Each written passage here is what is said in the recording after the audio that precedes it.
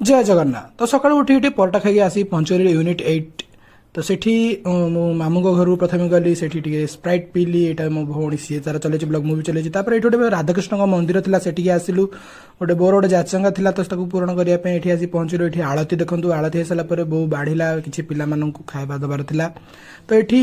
भोग बाढी सारला परे पिला माने एठी मजा मस्ती करथिले तापर मु सफा कली मंदिर रो सेही जो जगह रे पिला माने सब खाइले। तो प्लीज इसको लाइक और फॉलो करके आगे बढ़ा दीजिए।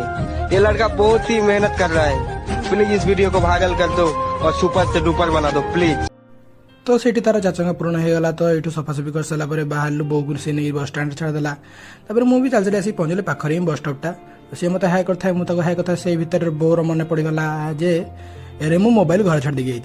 तो से पुणी थे गला ये जो देखो बैटेरी बसटा ये दीटा पाँच चढ़ी ऊपर लगे तुम आसिक सिंहासन बच तो आज देखा आउ गोटे ब्लॉग रे।